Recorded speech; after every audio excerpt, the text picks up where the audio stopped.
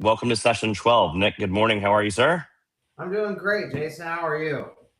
I'm never better. I'm awesome. Thank you very much. So this is week 3 of us going live. So we're trying to figure out how to get Mark in here. So he should be joining us, but I'm not going to keep the watching viewership and public waiting. So it is session 12. Can they count on you? Being the man others can depend on. So kicking us off this morning, every man wants to be respected. Most men want to be trusted. But trust isn't something we ask for. It's something that we earn. Not through one big moment, but through hundreds of small ones. This week's conversation is about becoming the kind of man whose family, friends, coworkers, and brothers know they can depend on. Not because he says the right things, but because he consistently does them. If I asked 5 people closest to you one question, can he be counted on? What would they honestly say? Not what you hope they'd say. What would they actually say? Nick, I'm going to turn it over to you for a moment to kind of open up on that, see if I can get Mark in here, and then we'll go to a prayer. So there we go. Here comes Mark. So anyway, can they count on you? Nick, I'm going to let you give your intro thoughts. Welcome, Mark. What's up, Technology, Mark? baby. We're live. We're live. Let's go. Well, that's an interesting question this morning, Jason. I thank you for starting the morning off here in Illinois with me. And, you know, thinking about different times in my life with that question, certainly the answer is no. I really believe genuinely if you went to the 5 people that are closest to me, they would tell you that if there's a problem, Nick can solve that problem. But everything is done through God, and I just have been lucky enough to steward this life.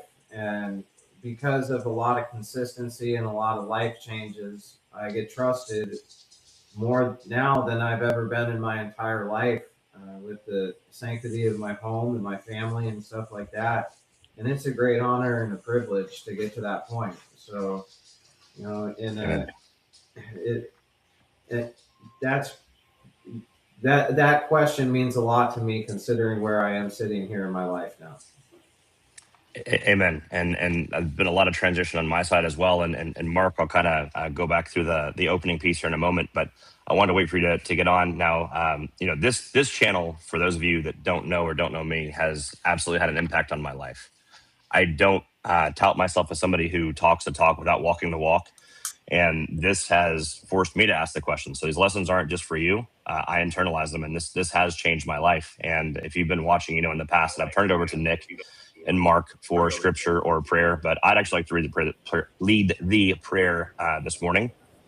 So gentlemen, if you join me in bowing your heads, please. So dear Lord, thank you for putting Mark in my life so many years ago. And thank you for the recent introduction to Nick as well.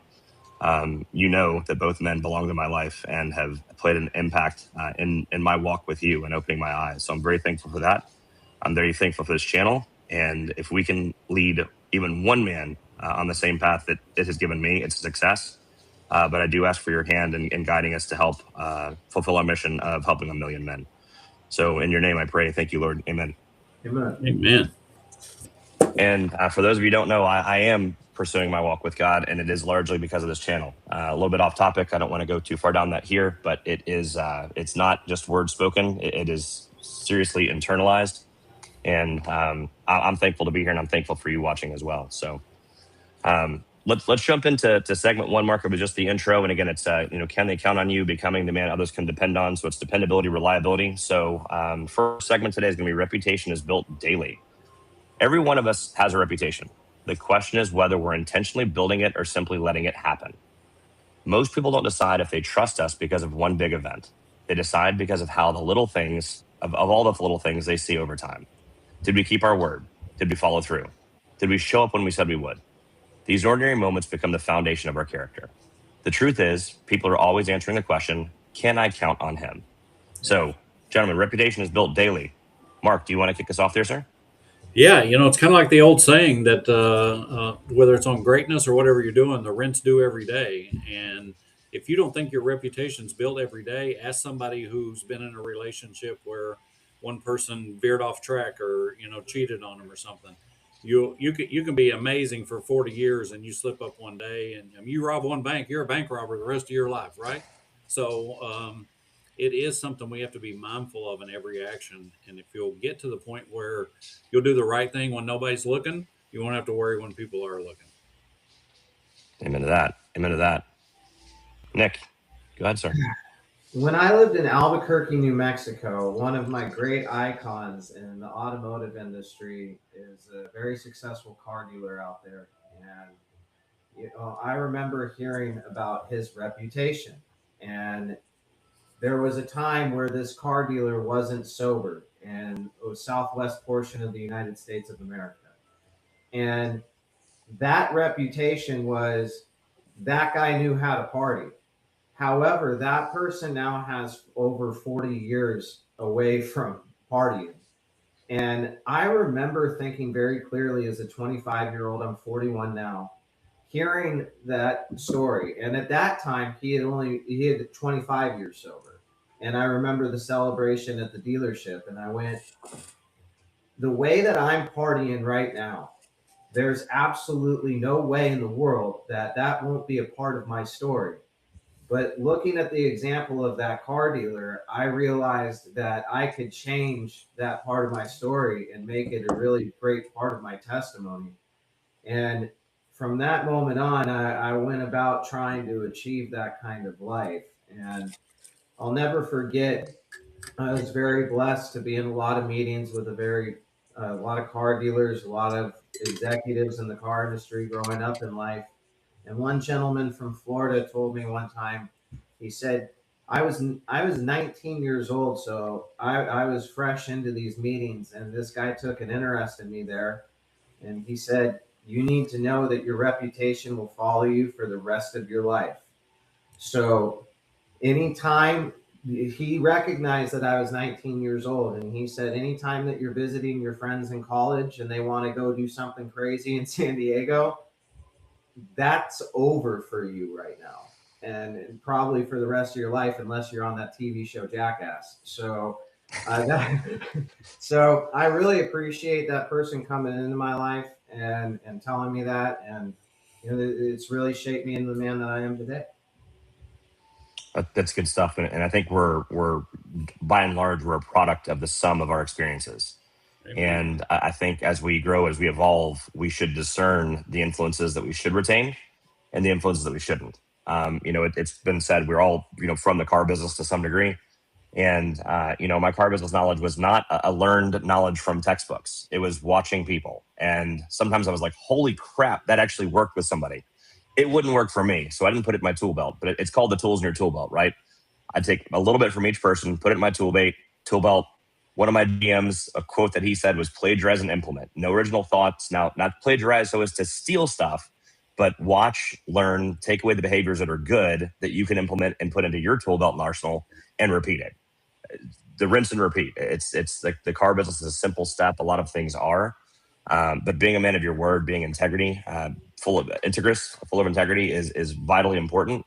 I shared on here a few weeks back, I think that I cast a friend out of my life just from some decisions he was making because I couldn't surround myself with that. Also, I've been doing a lot of networking and circling back to friends that I hadn't talked to in a long time. I've been not a recluse, but very much introverted, which this podcast has helped force me out of. Because if you go back and look at my day one intro, I think I talked to Mark about that yesterday, was I know I still say and a lot. I'm working on that. It is filler words. It's nerves. And again, we're live, and I don't want to edit the real part out. It can be edited with the software, of course, but it's real. And it's full of word. So where I'm going with that is another buddy that I'd reached out to multiple times. We worked together. Super cool guy. Had made plans with him 3 or 4 times. He's canceled last minute every time. Guess who I'm not making plans with anymore? He's a great kid. We actually talked doing some business stuff together too. Mark, was the guy that was looking at the vape machines or whatever that we talked a while back on. Super, super good kid. But he has canceled 4 or 5 times in a row last minute. And if he's unintentional enough to me to put me on his calendar, then it's just somebody I don't have space for. So he has essentially lied in making plans to me, and I don't have space for that. I only have the capacity in my life for people that are on the right path. We all make mistakes. We're all human. But again, it cost me a friend, unfortunately. But I think it's very, very important. On the flip side, the people that do keep their word are the people I'm going to surround myself with. So vitally important both ways. So thank you guys. Next topic is consistency wins. Talent gets attention. Consistency earns trust. And consistency has been a pretty recurring theme, right? We talked about motivation, consistency, starting and consistency, a lot of different things. So consistency earns trust. We've all known incredibly gifted people who never reach their potential because they couldn't stay consistent. We've also known ordinary people who become extraordinary simply because they kept showing up.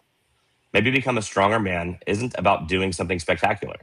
Maybe it's about becoming the kind of people never have to worry about. So who'd like to start us off on that one? Wow, that's strong right there. That says a lot.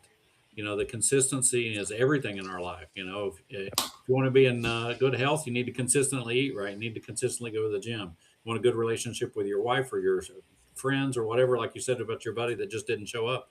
You have to show up consistently. Yep. And that's a struggle because in today's world, we let ourselves off the hook real easy. Oh, something's come up, or that was a good idea. I agreed to do that event or whatever 2 weeks ago, and now it's time to go do it, and I don't really want to do it. Even if it's just going to your in-laws for lunch after church on Sunday, it's easy to give ourselves an excuse, and I think excuses kill consistency, and they kill us too. Amen. Absolutely. Consistency is built. Again, the motivation will get you out of the gate. It'll inspire, but the consistency will get you to the finish line. Nick. Nick's a sports guy, so I want to throw a Bear Bryant reference in there. I forget how he said it, and I'm a Tennessee fan, so I hate Alabama, but you can't shrug the greatness. But Bear Bryant said something about inspiration or motivation will get you through the first half, but consistency will always win the game. And I'm sure I busted it up a little bit, and he said it much better than I did, but that's what he meant. Don't worry, guys. Play the whole game, and we'll win. 100%. So, Nick, hit us with some sports analogies and sports reference. I can't think of any sports analogies right now, but I got one I promise every guy can relate to. And something that I realized growing up with a lot of women around me at a very young age is that women appreciate consistency. And if I have consistency in just about anything, I'll be able to attract women.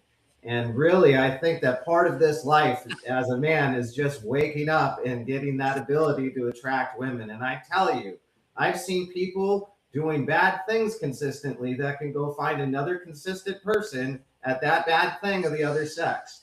So be careful in that consistency too, because we've all fallen off there, brothers.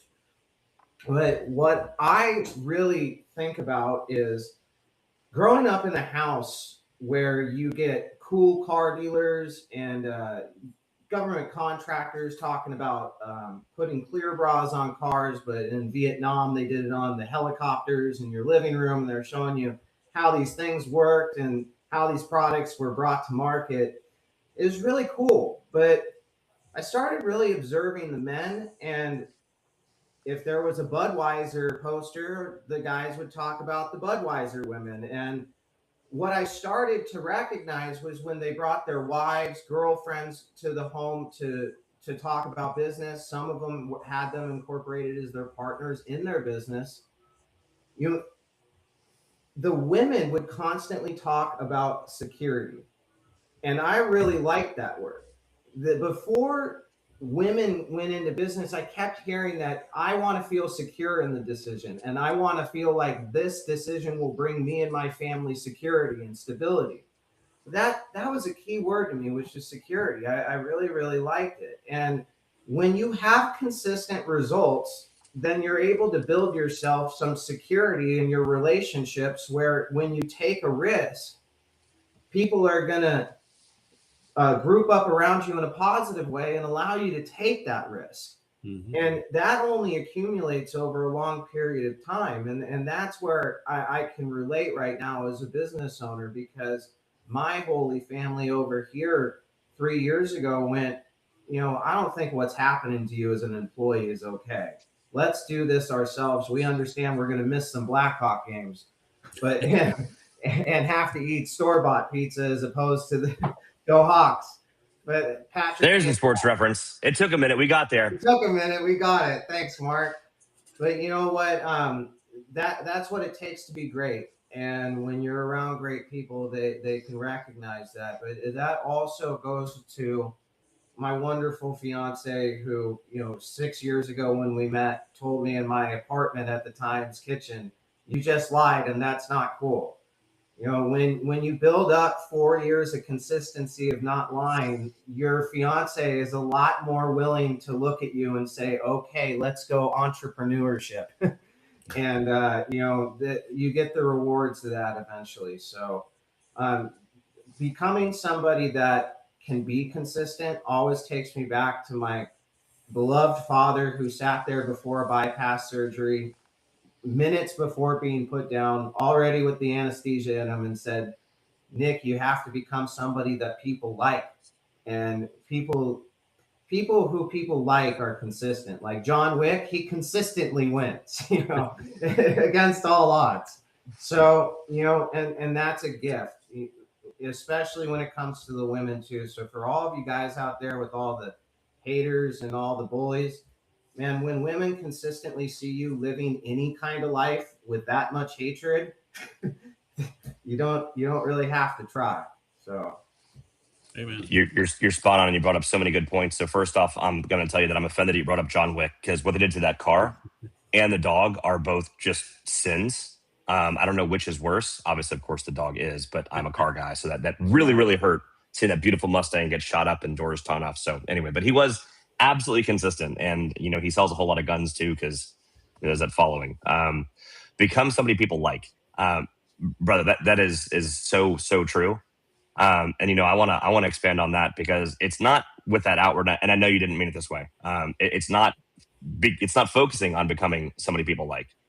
It's focusing on that man in the mirror. It's being consistent. It's doing you and being the best damn version of yourself that you can be, because you are going to hold your head higher. You're going to walk taller. You're going to be prouder. You're going to have so many more introductions that you wouldn't have had before. Last night, I was looking at fragrance at a department store counter. Ended up seeing a guy's watch, have a common interest, made a new connection. Great business connection. And 6 months ago, wouldn't have had that. But again, my walk, my development, it has been so much in the few months we've done this, that now I had that conversation. And again, maybe it's a business contact. Maybe it's just somebody who likes watches as well. But you are going to become that person somebody likes when you are proud of yourself, when you are happy with your life, when you know that you can look in the mirror and have that honest dialogue with yourself about, I'm being the best man I can be. There's still growth every single day. The day we stop growing is the day we die. So I need to grow every day. I need to focus every day. For me, I told Mark when we started this, I had a breath of wind, right? And I said, if I back up, I want you to put your foot in my butt. And he said, well, I want to go in your throat with my foot. And I said, I want you to put your foot so far up my butt. I didn't say the word butt, by the way. I said, I want you to put your foot so far my butt that it comes out my throat and I taste it, but I'm not going to need it. And the consistency, the dependability, the intentionality, the calendaring was almost every day for a week or two. Mark, I don't need your foot today. You can keep it. But that was my way of holding accountable. That was my quarter on the counter to wake up in a good mood, if you've seen that clip.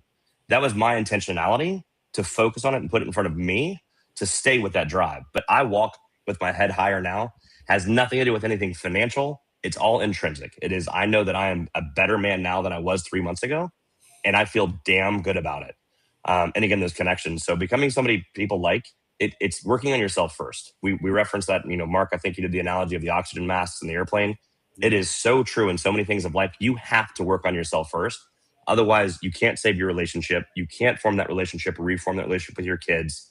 You have to focus on yourself first. You have to take those steps internally. You have to do it for yourself, and it will absolutely show. And the security, brother, if you're consistent, that gets security. And yes, I'm learning more and more.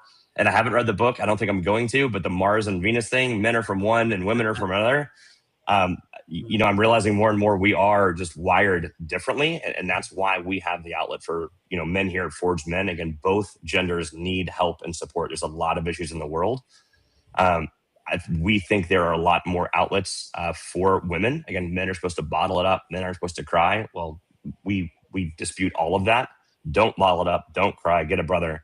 And that's being consistent, and that's being intentional in what you do. So huge stuff. One point that I had here as far as what's helped me become more dependable, I've started using my calendar. I never used to use my calendar at all. I've started using it, and you can see I'm being intentional with everything I do. So as far as any kind of tips, as far as how to be consistent, calendar stuff out. Calendar your appointments, calendar picking your kids up from school, calendar date night with your wife, your girlfriend, calendar that mini golf thing with your kids, calendar it, become intentional. That's one huge thing that's helped me become dependable. So one of my favorite segments, and again, we're here for you guys as viewers, so let us know what you think, but I love the builder story. I relinquished my control of that 1 week to Nick, and I love it. It's so much. So I'm going to keep it this week. I'll kick it back over next week maybe. But imagine two contractors. One is incredibly talented. His work is beautiful, but he misses deadlines, doesn't return calls, leaves projects unfinished. The other contractor isn't nearly as gifted, but when he says he'll be there Tuesday morning, he's there. When he gives you a completion date, he meets it. 10 years later, who has the waiting list? Who gets every referral? Not because he was the most talented, because he became the most trusted. Men build reputations the same way, not through talent, but through consistency. So again, you can have the most beautiful work, the most ingenious ideas, the best investment plan, but if you're not dependable or consistent, if you don't return a call, if you aren't there when you say you're going to be there, if you don't show up, if you're not intentional, it really doesn't mean a whole lot. Somebody's going to win the lottery. It's going to happen. Both lotteries, and I don't know if anybody won last night or whatever, they're both huge. Somebody's going to win it, but that's one person out of 80 million or whatever the odds are.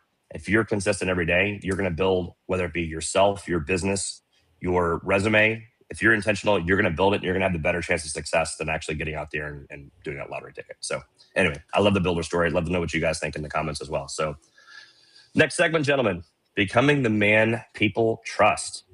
So trust is difficult to earn and incredibly easy to lose. And of course, once it's lost, it's virtually impossible to regain. That's why dependable men pay attention to the little things. They finish what they start. They own their mistakes. They apologize when they're wrong. And they understand that integrity isn't measured when life is easy. It's measured when nobody would know the difference. Trust isn't built through perfection. It's built through faithfulness. Nick, do you want to kick us off here? Sure. I think that becoming a trustworthy person is one of the hardest things and hardest journeys I've ever been through. I really messed up growing up with, honesty and being a criminal and being a criminal a little bit. So when I needed to turn my life around, what I started realizing at 19 years old, the first time that I really made some momentum in that area of turning my life around was, man, America loves a comeback story. Everybody loves a comeback story. And you got to screw up in order to have a comeback story. And, it's so weird because I understood that so clearly at 19 years old. And I went from jail to a $250,000 house in Douglas County, Colorado, with a career 2 years later. And the reason that I had a house in Douglas County was because I was making so much money that my parents came out to see me.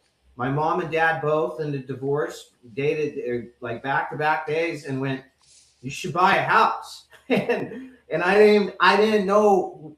I was doing automotive finance at the time. I didn't know, like, what do you call the house people? Like, what do you do? So and I got to learn that process, but man, how quickly I forgot that if you pursue your dreams and you reach for the stars, that you can limit yourself. I mean, I'm able to do this in 2 years while still drinking at a very young age. And with a lot of people saying that guy will never be anything, he's in jail, he's a loser. A lot of people said that to Dak Prescott.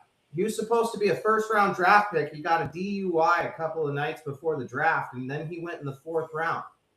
He went to a team that can't draft or bring free agents in to win a Super Bowl when the whole NFL wants them to win a Super Bowl. So every year, we'll do anything for you, Dallas.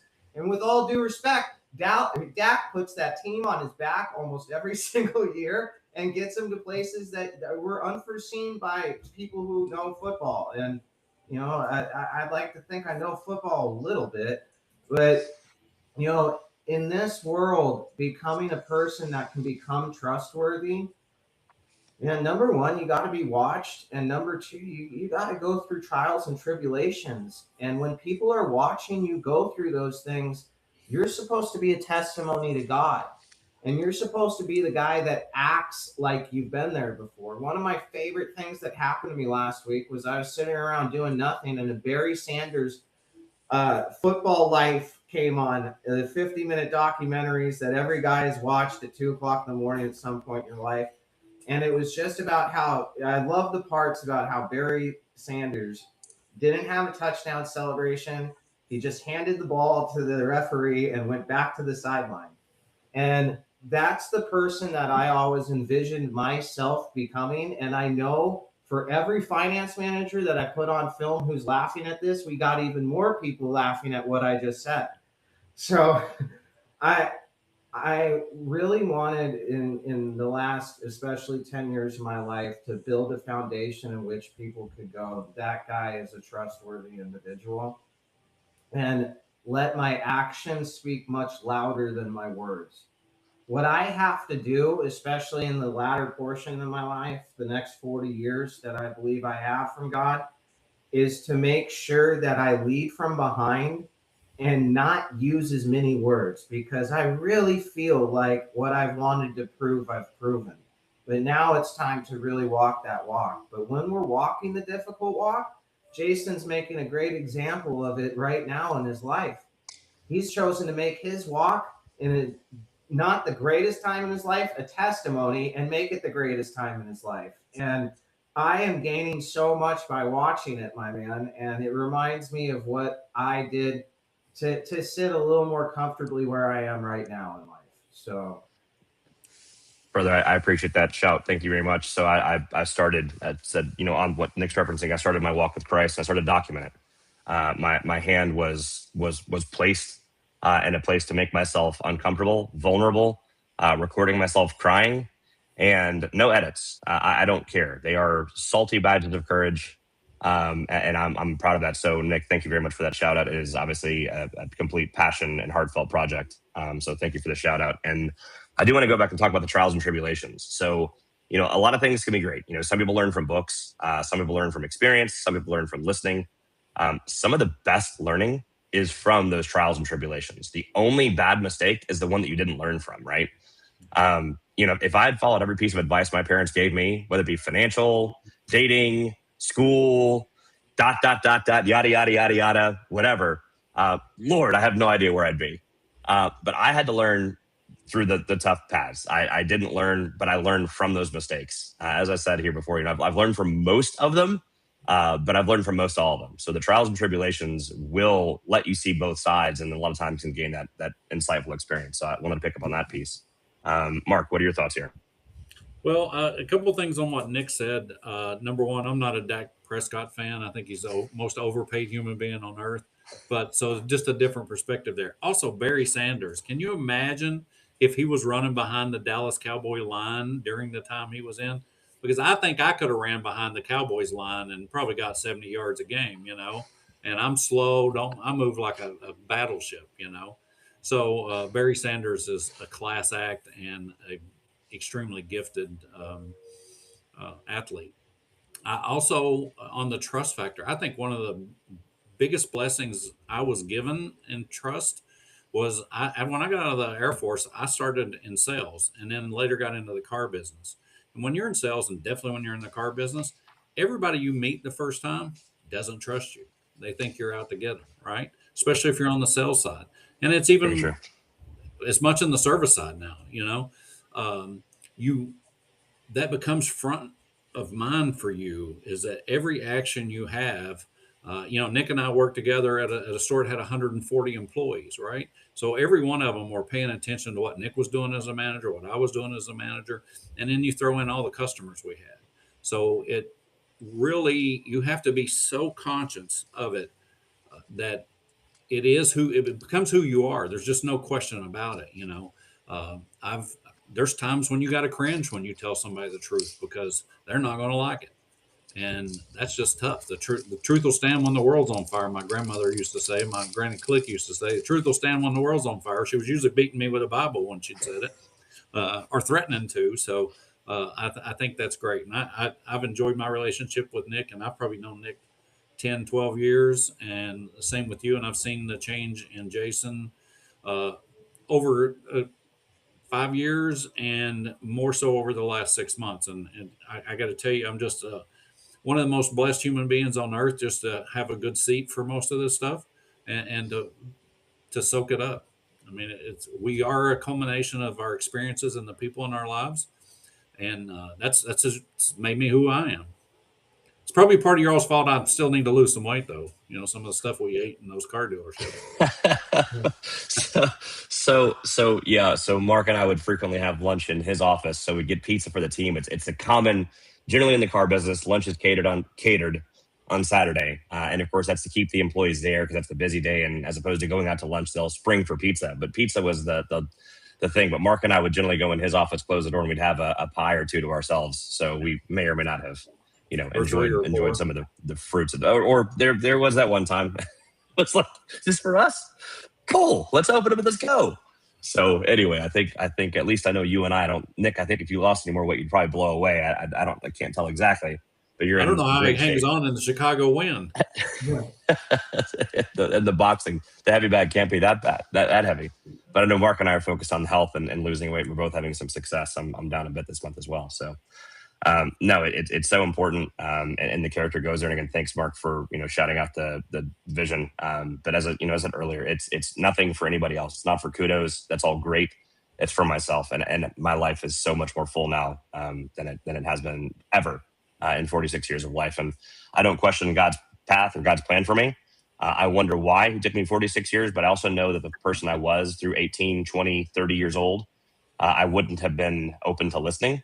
And again, I will never question His plan. I know that I'm here for a reason, and I'm thankful to have the platform to help. So appreciate it.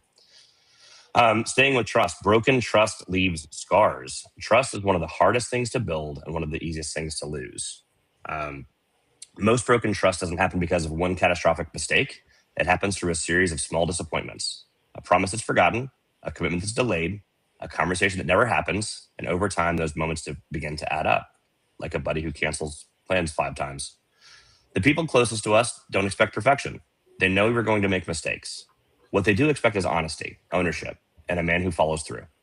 When trust is broken, relationships become heavier. Doubt begins to replace confidence, and people start wondering if they need to carry themselves heavier.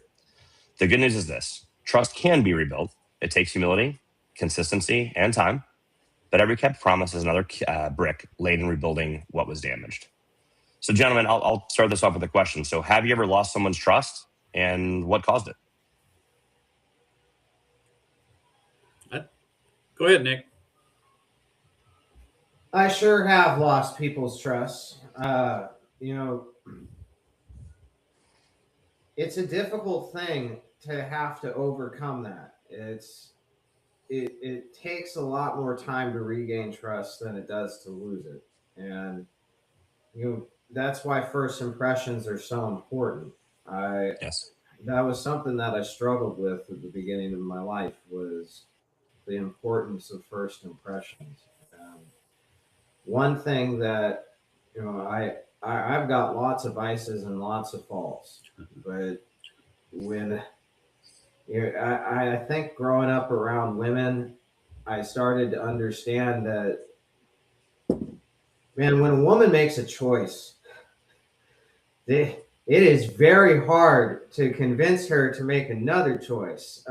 It's very hard to convince her that she's made the wrong choice, and it's very hard to overcome that. And when I saw that as a little kid, I started going, all right, there's something to this, because they they could be a lot more effective in their decision making when you've done a bad thing than I could ever see myself being. And I don't want to necessarily carry that into my personal life, but I didn't understand boundaries until I was about 39 years old. And that really helped ruin about every relationship I had ever been in before. And I didn't realize that. I didn't realize by not having boundaries myself that I was causing people that I was with harm. I can talk all the bad things in the world about my exes. Other than three of them, I don't have a lot of nice things to say if you were to really press me. But at the same time, it at the end of every relationship I ever had, I would go, what did I suck at here? And what can I do better to make sure that this doesn't happen again? Because quite frankly, I saw a lot of jackassy examples of how not to treat women by men throughout my entire life. And when I'm not going to do that, I'm not going to be the guy. I'm not going to be that guy. I'm not going to be the guy who thinks it's really cool to disrespect my woman in public.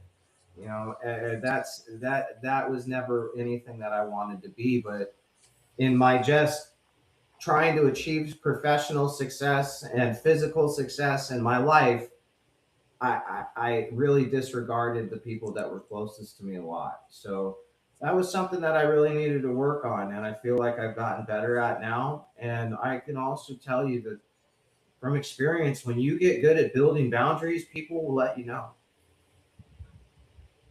You're right. You're 100% right. Mark. Yeah, trust is a big one. I think it starts with ourselves, though. The one person you can't afford to lose trust in is you, the guy in the mirror. If you are true to what you tell him, you'll be true to what you tell other people. And yes, we've all lost trust with people. I've been on Earth a decade and a half plus more than you two gentlemen, so I've had more experience in screwing up things in my life. And yes, it is very hard to get that back. Now, fortunately, I'm going to say I don't have the experience with women that Nick does or that Jason does. Married my high school sweetheart, and we are 6 months or so away from our 40th anniversary. So I've been blessed in that area. God looked down on me a couple weeks after I was born and said, "Man, this idiot's going to be selling cars. He's going to need some help." And he made my wife. So I have to give her a lot of credit for stuff in my life. She's the one person that I've always wanted to be proud of me, and that's driven me a lot. But it when you lose faith in yourself, when you break that trust, that bond between you and the guy in the mirror, you're in trouble, and you got to fix that fast. I've said to 100 men at least, if you'll walk in the bathroom, if you're happy with the guy in the mirror, everybody in your life that's important is going to be happy with him as well, because Amen. that's where your trust starts. Yep. Truer words never spoken.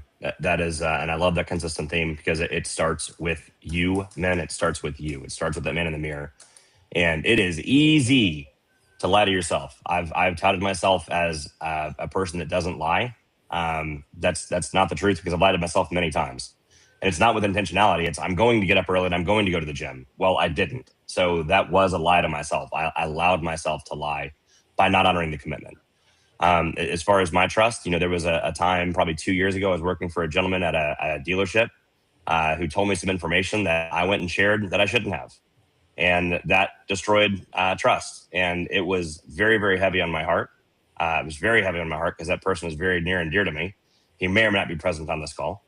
And, I owned it. I apologized. I knew I was wrong. And I did everything I could to let him know that I was sincere in the apology, that it shouldn't have been passed. And I think I've restored that trust. So it wasn't a lie, but it was a breaking of trust. Trust can be broken in so many ways. Again, that missed appointment, that missed lunch, that missed date night, that missed business call. Any number of ways you can break trust. It doesn't have to be a lie. And I think when we say trust, I think truth versus an untruth or a lie is what comes in. But trust is built more than that. It's foundational. It's reputational. It's who you are. And as far as what that told me, that integrity is far more than any conversation or any talking point with somebody else. When somebody trusts you with that, you need to value that relationship and commit and be true to that. So that's what that taught me. So one of my experiences. So fifth segment, faithfulness is strength. So scripture tells us many claim to have unfailing love, but a faithful person who can find? That's from Proverbs 26. So faithfulness is not flashy. It rarely gets applause. but it's one of the strongest qualities a man can possess. God isn't asking us to be perfect. I'm going to say that one more time. God isn't asking us to be perfect. He knows we're not. He's asking us to be faithful, to keep showing up, to keep doing what's right, to become dependable in the places he's called us to lead. So what do you think faithfulness, or why do you think faithfulness is undervalued in this day and age? Because Mark, let's go to you faithfulness is first. Or hard. go ahead. It is. It's very hard. Faithfulness is, like you just said in that beautiful message from Proverbs, faithfulness is very rarely recognized. When the Israelites were on their way to the promised land, they had a very hard time recognizing what it is that they were doing at times. Yeah. And I trust me when I tell you, in faithfulness, you will have a very hard time understanding what it is that God is trying to do with you. Because some of the time God is going to call you to miss the electric bill. Some of the time God is going to call you to move from a gated community that starts at the base of the Rocky Mountains at a very young age and move into a Section 8 housing community in front of your entire high school that was just looking up to you, but you're living in a gated community and going through a divorce. So life can certainly do twists and turns. And in those twists and turns, you might be left as vulnerable as you've ever been in your entire life. You might be getting 8 to 9 collection phone calls a day with everybody in your life saying you're going to go bankrupt while you're the only person that believes that you're building this division. And then all of a sudden, one day, voila, it happens. But what I command people, try to command people to do, but what I really, really would like people to consider is that we serve a consistent God. My favorite Bible passage is Exodus 14:14, and be still and let the Lord fight for you. And I can't believe that in my biggest moments in my life, my biggest tidal waves that I thought would take me out, whether it be financially, physically, or spiritually, God asked me to rest and to lay it all on his shoulders. And every single time he has gotten me through it, at the anger of my enemies and to the love of the people around me and that he's chosen to put around me. And if God shows that type of consistency in your life, like God keeps on getting you out of the stuff that you get yourself into, that's a consistent pattern of a loving father that cares about you. And if you lean more into him, the better and better your life will be. And the more and more you'll recognize that when God gets you through something, or he's getting you through something, the impossible happens over and over and over and over again. And at that point, you really need to start recognizing your faith. Because then eventually, a lot like Moses in that Exodus story, God will give you your moment to be recognized. And that's what we as men need to be able to do. You know, I don't get lost in the fact that part of the reason why I look up to Mark Phillips is because he lives a Christian man's life inside of his home. He stewards the family home as a male is supposed to do.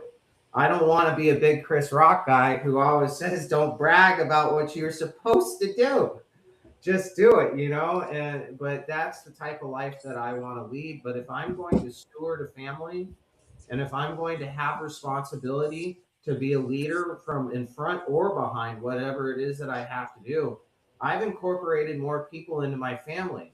And if I'm going to lead that, I have to have consistency. I have to have built trustworthiness, and I have to live every single day and put my biggest effort into fulfilling the promises that I make to them. Because I've been through a lot of unfulfilled promises through my upbringing, and I love my parents. It's not about that, but I didn't like it. I didn't like it at all, especially the simple ones. And you know, simple things like not saying things when people trust you with private conversations, that goes a long way, and it can build nationwide reputations. So Mark's given the best advice to anybody on this podcast today with you need to be able to trust that person in the mirror. But when it comes to faithfulness in the journey, I know something about that. And I know that when God tells me I'm a consistent God, that if I'm going into a battle that I just seem to not be able to get over, but I put him in front of it, he will consistently get me through it. And that's all I need. So, and then like you reminded me one time, if God doesn't get you through that battle, the worst thing that can happen is that you're watching Bears games with me in heaven. So, maybe they'll put up a good season. No, all great stuff, and it kind of reminds me of that poster of the boss versus the leader. The boss is in the chariot at the back with the people pulling him along the way, his team. The leader's at the front of the pack. So you do have to be that steward, that leader. God comes first, man comes second, woman comes third. You have to lead your home. You have to be the best you can be. And it's not about telling people what you're going to do. It's doing it. So you give kudos to Mark, and he does lead his family that way. So yeah, it's the right order. It's God, man, woman, and then family. And of course, dogs and children kind of do this, which is good. My dog has always been my family as well, but my boy now, I tell you, it is. I kind of get that more and more. Mark's taught me a lot of lessons, so no, all fantastic stuff. Mark, I think we went to Nick first. Did you have thoughts on that one? Yeah, I mean, consistency, you said it doesn't get recognized, and it doesn't get recognized because it's just what we're supposed to do, right? Yeah. I've said, and when Jason and I sat down and first started talking about, I was thinking about this a year plus ago, and Jason and I sat back down in the winter, and really that's when our partnership came together. And I told him, I think today is the hardest time in history to be a man, to be a human being. There's so many options, opportunities, information overload. A man 200 years ago had a hard life physically, killing bears or dinner or raising crop, getting through the winter, making sure he had enough firewood. But he couldn't swipe left or right. Right. I don't know what that means, but I know it can be done today. And there wasn't hookup culture. I don't think they had porn on stone tablets. I don't think that's how that works. So there's so many options for us to screw up today and not be who we're supposed to be. So when you are who you're supposed to be, it does get overlooked because it's not something special. It's just what you're supposed to be. The movie star, whoever gets the attention, isn't the one that's just playing the role, going to church, been married for 20 some years. There's a lot of those people in Hollywood been married for a long time. They're not on the news for that. But get a DUI or get caught with, cocaine and strippers and a 55-gallon drum of baby oil, and you're all over the news. That's I mean, and now I don't know if it's famous or infamous, but you're there. But I don't have any other examples. Come on, Diddy, you got some more. This is like the my fart moment last week. So that's been replayed multiple times, and viewing on it, I think we've gone as far into Mark's pop culture knowledge as we can possibly get here. Yeah, That Diddy reference was very impressive, Mark. I'm very impressive, but I think it was lots of smaller bottles, by the way, than a 55-gallon drum. Just for the record. Okay. But you said the toughest time, and that is what the foundation of this was. And I'm very, very clear, and I'll say it again: we're not therapists, psychologists. We're the guy who has been married to a woman for 40 years. We're the guy who has had a lot of bumps and bruises along the way and has learned. And again, Nick, you're somewhat in the middle of that. You've been on more of a righteous path for a longer period of time, but you have those stories. You have the alcohol and drug stories and the having things and not having things. So you kind of bridge the gap between us. It's kind of it was a yin and the yang, and now we have the third piece as well. And that's what we come to you as. So guys from 3 different walks of life that can just help you be the better version of yourself. Again, if it's, if have bad thoughts, we're the people to call. Please call authorities. That's we tout that. There's a lot of options out there and resources. But we are a resource, I hope, to help build foundation and help get you through tough times, to give advice based on what we've come from. I had a period of time where I had collection calls too. I'd never had the lights turned out, but I was close to it. There was one time that I couldn't pay my mortgage. Thankfully, I closed on an equity line. Fortunately, I had enough equity, but I closed on the equity line. Of course, there's a rescission period. Literally, it fell out of rescission on the 15th, which is the last day to pay the mortgage before it was late. So I've had ups and downs in my life too. So we've been there. We've experienced it. And again, hopefully give you some guidance and advice on how to just live a better life. And again, focus on yourself first. It is that toughest time. And when Mark approached me with this, Mark, tried to give me a few entrepreneurial ideas in the past, whether it be affiliate marketing or whatever. That stuff doesn't matter. But when he came with this, it made sense. And I also know God put that plan there because again, how it's changed my life in the 4 months. We met in February is when we met. Got going in March. So again, we're 5 months into this. We're 3 months into the podcast series and all. But the development it's had in my life has been enormous. I never could have been there. So it was there with a purpose. And it is tough because I've had those struggles. It's work-life balance. It's financial. It's how do I pay this? How do I pay that? Can I afford a vacation? There's a lot of shit in life. It's not easy. It can be easy, but it can also be very, very hard. Mark said, I think it was a couple weeks ago, free will is the worst thing that's been given to us. Free will can be amazing and free will can be terrible. It's how you rein that in, how you control it, how you implement it. Because, I think that in the past, I would have agreed free will is probably one of the worst things. Now, with my vision and where I'm at in my life, free will is one of the greatest things God's given. Because it allows me to have a platform like this. And again, even if we reach a handful of people, our goal is to reach that million and then go to 10 million. But to have a platform like this is free will. And I'm very thankful for it. So I think it goes both ways. So we have kind of the weekly challenge, but we are the Forged Men podcast. So the challenge is now called the hammer swing. So boys, you need to pick up your hammers. You need to pound that anvil, get that sword forged. Yes. The jury is no longer out. I love it. That was not planned, but that's freaking awesome. I love it. If I had an easy button, I would play it, but I don't. So this week's hammer swing. So this week, choose one commitment you've been putting off. One phone call, one apology, one promise, one unfinished responsibility. Take one deliberate swing. Take one deliberate swing because every swing shapes the man you're becoming. So we'll use the analogy, pick up the hammer or the gavel, strike that sword. The sword is not formed in one strike. I'm not a huge blacksmither, but I've seen the show where it's forged in something and they're making swords. It goes back in the fire. They cool it off. Back in the fire, cool it off. Pound. Take one deliberate swing, one intentional swing. Again, one phone call, one apology, one promise, one unfinished responsibility, something that has been lingering. Perhaps it's been festering. Perhaps you've forgotten about it. Perhaps it's been festering for the person that you forgot about. Do that this week. Last week, we talked about writing your own eulogy. We talked about doing a couple, I think was Mark's, what you think will actually be said versus what you want to be said.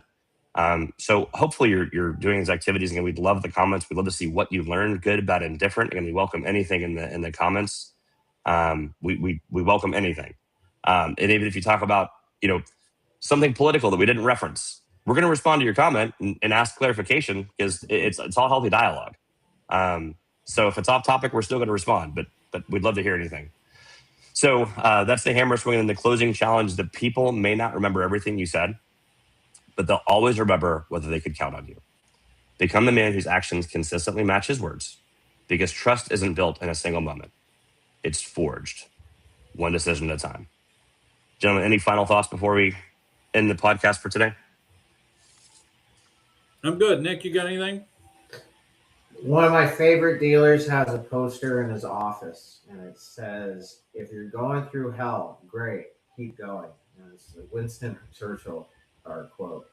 And I just wanted to say that before we ended today. Killer country. I love it. Right? I think it's been put in a country song. I didn't know it was a Churchill quote, but I think it was Toby Keith or something. If you're going through hell. So no, keep on going because tomorrow you can focus on yourself and be a better man. So great final words. Forge Men, thanks for watching. We welcome your comments. We look forward to seeing you next week at 11:30.